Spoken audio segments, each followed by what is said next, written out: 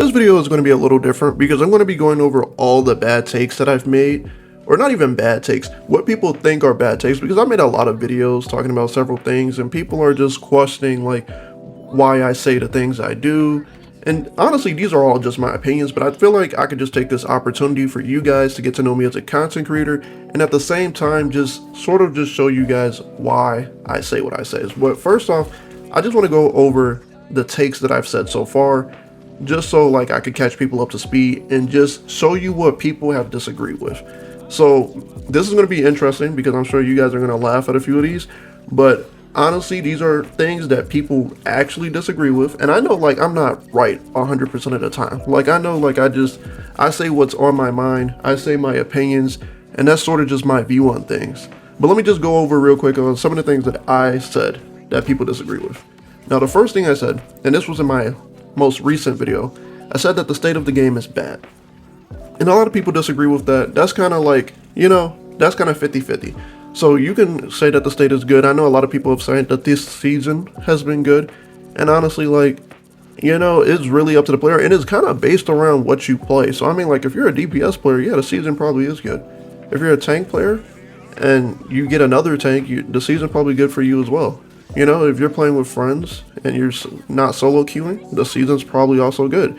So for that, that's not too controversial, and it's more just so like the perspective of me playing versus like other people playing. So I can understand why some people would say that this season is good, while different roles or different people would just say it's bad. Now the next thing I said is that supports are not boosted, and actually have several things to account for when it comes to making plays. A lot of people disagree with that. I'm not going to spend too much time on that because, you know, I've already done the arguments on that.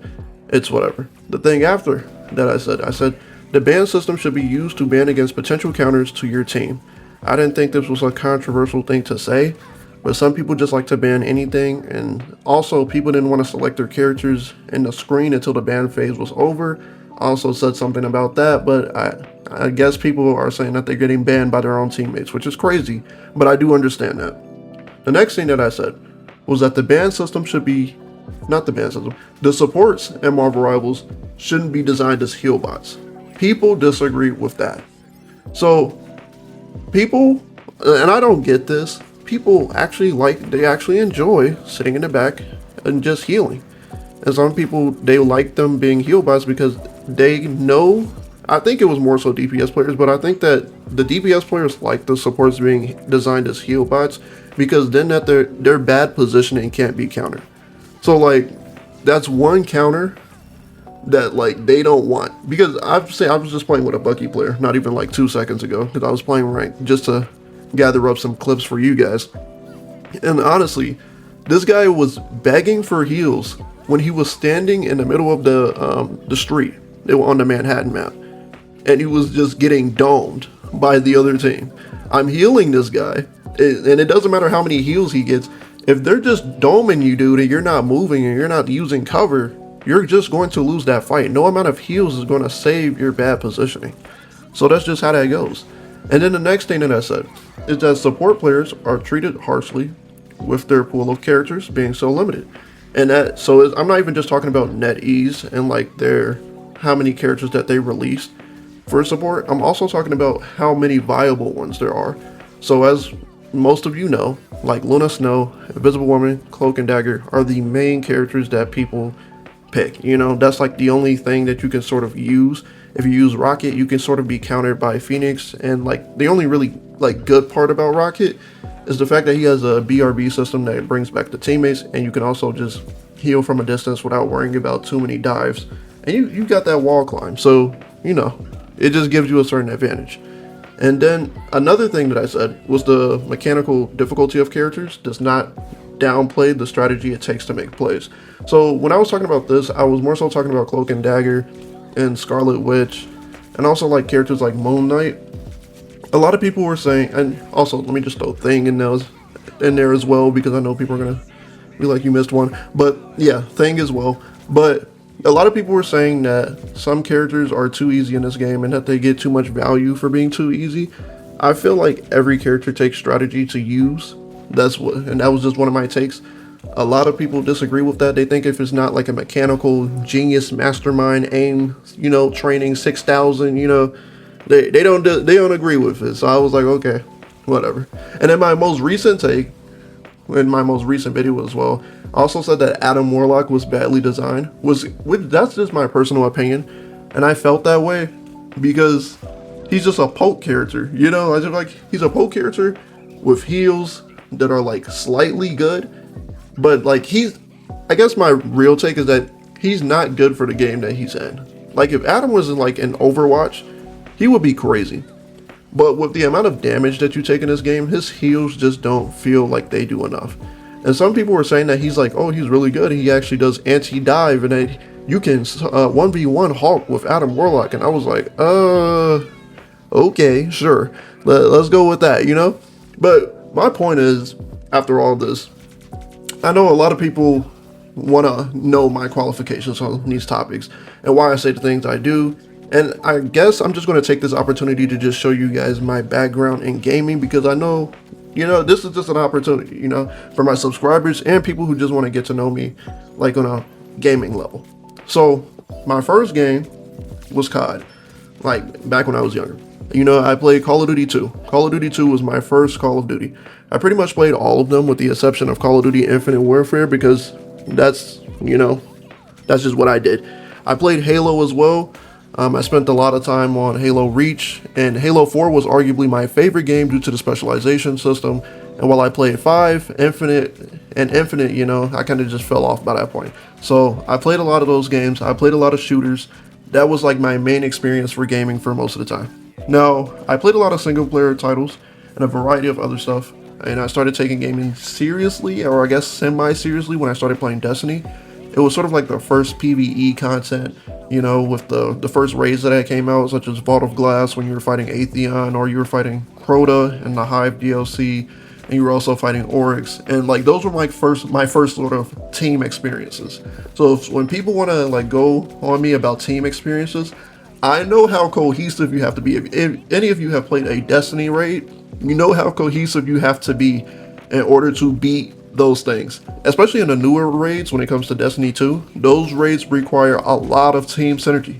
So when it comes to team synergy, I know that, and I know that's PvE content, but like you still need a lot of synergy for that. Now, when it came to multiplayer games and like competitive, I played Trials of Osiris in Destiny 1. I played Trials of the Nine in Destiny 2. Trials of Osiris was a 3-man team, and Trials of the Nine had 4 players. And Destiny was really one of the first multiplayer titles that sort of taught me about gun metas, class builds, and the importance of mechanical skill, because to this day, people in that game are actually insane. If you go in that game right now, and I've jumped back every now and then just to see what's new on the game, because that game drops DLC like every 4 months, which is ridiculous. But if you jump back on that game, and you try to like go in like multiplayer, those guys are ridiculous. And this goes for Halo and Destiny, but those players are different breeds of skill. You want to talk about mechanical skill? That's a game like where you will be impressed by how well dudes can play shots, and it's crazy. But from there and really towards like 2020, I played games like Rainbow Six Siege and Star Wars Battlefront 2, which I kind of took seriously like for a little bit. I actually had a few videos earlier on the channel. I'm pretty sure they're still there. And my first hero shooter was Overwatch. My main on there was Hanzo. I played a little bit of Torb, and I didn't really play tank until Sigma. So that was sort of my experience on Overwatch. Overwatch was actually much different from Marvel Rivals in my view of it, I guess, because it was one of those games where it was toxic, and the multiplayer was those people they would talk crap or whatever, and you would sort of have to deal with that. But the difference was that game felt fun to play even when I was losing. And that's the one thing I can't really say about Marvel Rivals. It's even when I'm losing on Marvel Rivals, I just feel like trash. It's not fun to lose on Marvel Rivals. And I mean, it's not fun to really lose on any game, but I don't know what it was about Overwatch. The game just looked fun. The environment, the maps, the feel of the game, it was just fun to play. And even just moving the characters around and using their abilities, everything felt so organic. I don't know how to really explain it, but it's just one of those things that I liked. it sort of have its own style. And that Marvel Rivals style, I don't know, when you lose, you just kind of, it just hurts, you know? I don't know if it's because I care more, but that's just how it is. But for those who are saying that, you know, this game, especially Marvel Rivals, is like, you can't have fun, you know, and you just have to keep winning and winning and winning, stop gatekeeping, bro. And saying, you stop telling people the game isn't for them. That's one of the things that irritates me. When you guys tell people the game isn't for them because they're trying to have fun or they're trying to do certain things to have fun, like everybody plays the game in their own way. So don't try to boot somebody off because, you know, like you're being toxic. I guess that's the only way I can really put that. But into addition to emphasize my competitive background, I've played a lot of games like Street Fighter, and I actually uploaded that before, but I took it down. I played Mortal Kombat, and I've been playing those games since Mortal Kombat versus DC. I'm kind of dating myself there. I played Injustice, I played Dragon Ball FighterZ, Tekken, Soul Calibur. And it's funny because a lot of these games, like, you can sort of guess my age range with those games, just in general. Especially Mortal Kombat versus DC. But yeah, it's crazy. But I could talk about a lot of single player games I've delved into, you know, in another video if you guys want. But I'm saying all this to say, like, I know what I'm talking about when it comes to my takes, bro. Like, I've played Warframe, I've played Fortnite for a little bit, not competitively, but I played it enough to know what balancing looks like. I know what balancing looked like in Overwatch. I knew what balancing looked like in really just any game.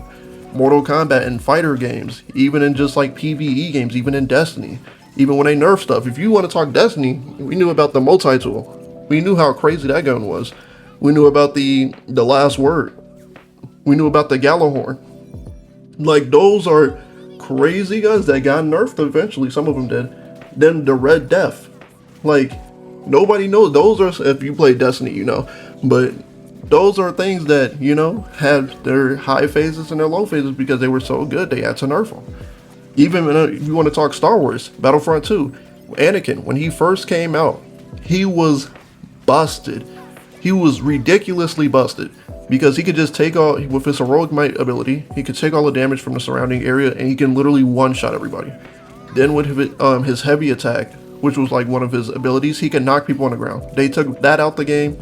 They nerfed him about 5 times before he actually became semi-balanced, and even now, to this day, he's still a pretty decent character, which is kind of crazy.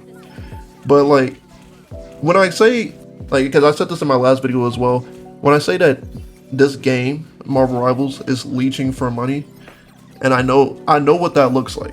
I know what that practice looks like, because I've played EA games for years. I play games like Warframe, I play games like Fortnite that make you pay for certain stuff or just put stuff in the game to sort of just make you pay for it.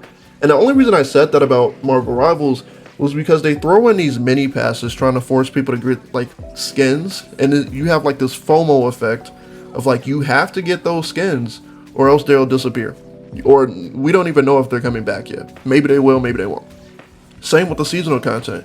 With the Iron Fist skin that came out for the Chinese New Year, I believe, you can't get that back. That's not in the shop. You know, you was either there playing the game at the time when it was there, and it's a legendary skin at that, which is crazy. But you were either there or you weren't. Because if you look in the shop right now, it's not right there. You know, so only the people who played the game at the time know about that. And I know like Marvel Rivals is free to play. Like they give you costume coins and everything, which is cool. So you can get skins even if you're not paying for it. And they kind of reward you for just playing the game. There's free aspects of the battle pass. And even with the base battle pass, you can go back and get like the prior battle passes.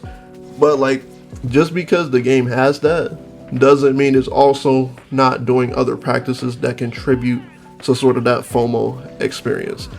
And that's just what I was saying. But at the end of the day, I guess to just summarize this, is that when I'm giving out these takes, I'm not saying it to say the game is dying. I'm saying it because I'm just giving out my perspective because that's all I can do at the end of the day. Marvel Rivals, I want it to succeed because I'm a comic fan. I'm a comic book reader. I see what potential a game like this can have, but the rest of my videos from now on, I'm not going to lie, I'm just going to try to be a bit more positive. or stay on the more positive stuff. So just let me know what you guys want to see, you know, let me know what type of content you want to see. I know one of the things that people wanted was that they wanted me to go over different characters who I think have actual like good kits and are designed well. And there's a few of them. Like I like Thor, and I know a lot of people like dislike Thor because he's not like this tank that can just, you know, be at the same effectiveness as a shield tank. But I feel like for what he is, design wise, he's actually done really well. I think he's actually really strong. I think Daredevil recently, I feel like he's the most broken melee character in the game. He's been designed really well.